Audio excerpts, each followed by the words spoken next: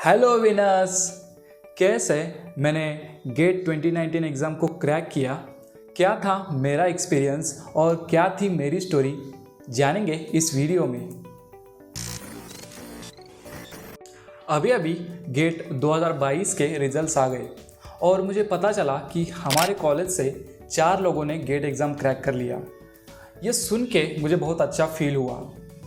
इस वीडियो में बाकी वीडियोस की तरह मैं आपको ये नहीं बताऊंगा कि मैंने कितने घंटे एग्ज़ाम्स की तैयारी की, मैंने कितने मॉक टेस्ट दिए, मैंने कौन कौन सी कोचिंग ज्वाइन की। उन सब बातों के बारे में किसी और वीडियो में डिस्कस करेंगे। But what I will share in this video is what is special in my case and why you should listen to my story. So let's just directly jump into the story. अगस्त 2015 में मैंने BTech in agricultural engineering के लिए admission ले लिया और मेरा college था one of the private college in our Kolhapur district, doctor D Y. Patil college of agricultural engineering and technology. देखते ही देखते 2-3 साल बीत गए और मैं 3rd ईयर में आ गया। बाकी सारे स्टूडेंट्स की तरह मुझे भी ये क्वेश्चन आ गया कि व्हाट आफ्टर बीटेक, मैं अपने बीटेक के बाद क्या करूँगा। और उसी टाइम पे मुझे गेट एग्ज़ाम के बारे में पता चला। मुझे मोटा मोटा इतना पता था कि गेट एग्ज़ाम अगर आप क्या क्रैक करते हो तो आपको आईआईटी में एडमिशन मिल सकता है एमटेक प्रोग्राम के लिए। So that was a basic idea I was having about the GATE exam. सबसे पहली चीज़ जो मुझे करनी थी गेट एग्ज़ाम के प्रिपरेशन में वो थी कि खुद पे विश्वास करना कि हाँ, तुम इस एग्ज़ाम को क्रैक कर सकते हो। Why I am emphasising on this point because from last 9 years, पिछले 9 सालों से हमारे कॉलेज में एक भी ऐसा बंदा नहीं था जिसने गेट एग्ज़ाम को क्रैक किया था। And because of this thing there was this deeply rooted belief in our college, in our environment that अगर आप इस कॉलेज से हो तो आप गेट एग्ज़ाम कभी भी क्रैक नहीं कर सकते और ये बहुत टफ एग्ज़ाम है। और अगर आप टॉपर हो, अगर आप इंटेलिजेंट हो, आप टैलेंटेड हो, तभी इस एग्ज़ाम को आप क्रैक कर सकते हो। So that was the deeply rooted belief and first step I needed to do was to challenge that belief and actually believe in myself that I can crack the GATE exam. So that was really, I cannot say that was the toughest part. I don't know from where I gathered the courage to actually challenge this belief, but I am really thankful to all of those situations which happened on that point of time which helped me to challenge this belief. और ये self belief खुद के अंदर develop करने में मैंने बहुत सारी चीज़ें की। उसमें से एक चीज़ थी कि मैंने अपने छत पे, जहाँ पे मैं सोता था बेड पे, उस बेड के सीलिंग पे मैंने लिखा था गेट 2K19। मतलब जब भी मैं सो के उठता था या जब भी मैं वहाँ पे रेस्ट करता था तब मुझे दिखता था कि गेट एग्ज़ाम मुझे क्रैक करना है। और इसी तरीके से मैंने अपने अंदर वो विश्वास, वो सेल्फ बिलीफ डेवलप किया जिसकी वजह से मैं इस डीपली रूटेड बिलीफ को चैलेंज कर सका। So number first thing when you want to crack GATE exam or anything in your life is having a great amount of self belief. खुद पे विश्वास होना।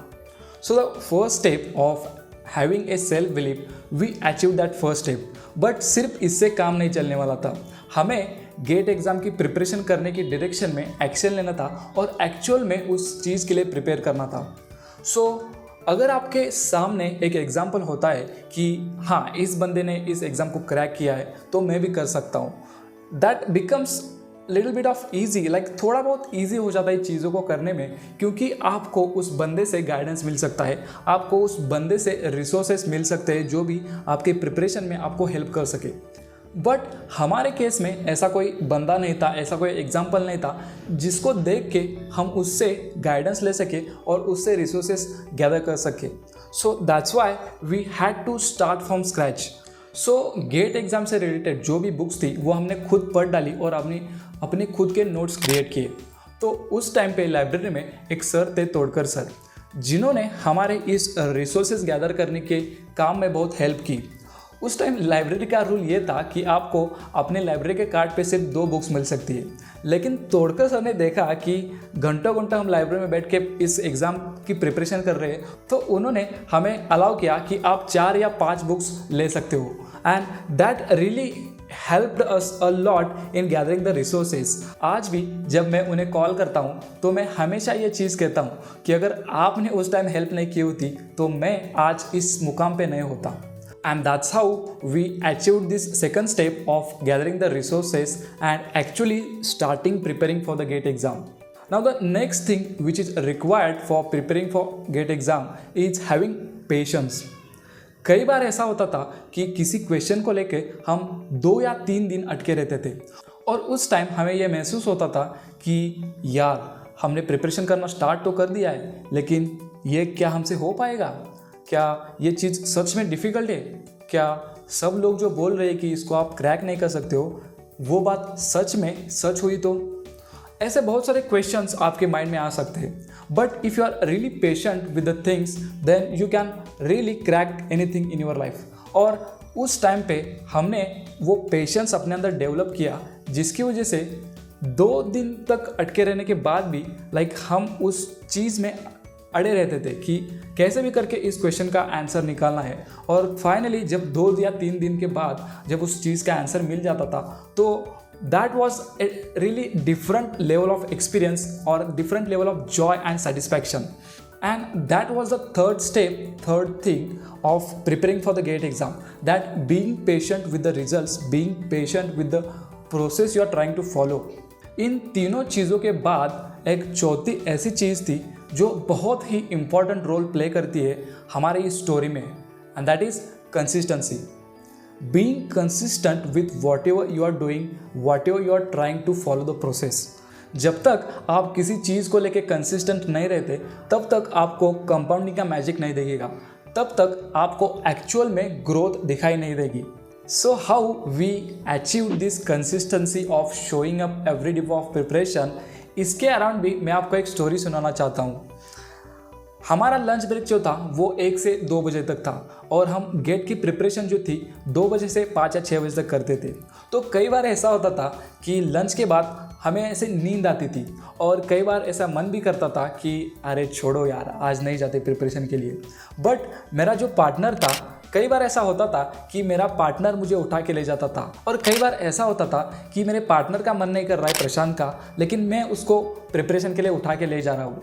And that's why I really emphasise on having a group of like minded people. जब भी आप किसी चीज़ के लिए प्रिपेयर कर रहे हो तो आप इस चीज़ को इंश्योर करो कि आपके ग्रुप में लाइक माइंडेड पीपल है जो वो चीज़ अचीव करना चाह रहे हैं जो आप अचीव करना चाह रहे हैं. And that was one of the example how having like-minded people in your group can help you. Having like-minded people in my group helped me to achieve that consistency which is required to gather the magic of compounding. So ये 3-4 कुछ चीज़ें थी जैसे self belief, then being patient with the process and being consistent throughout your preparation, जिन्होंने मुझे help किया gate exam को crack करने में. ऐसा नहीं था कि मैं पहले से ही टैलेंटेड था, मैं पहले से ही टॉपर था. इनफैक्ट सेकेंड सेमेस्टर में एक सब्जेक्ट था M2 जिसके पासिंग मार्क्स थे 83 और मैंने कैसे करके 84 मार्क्स उस एग्ज़ाम में लाए थे.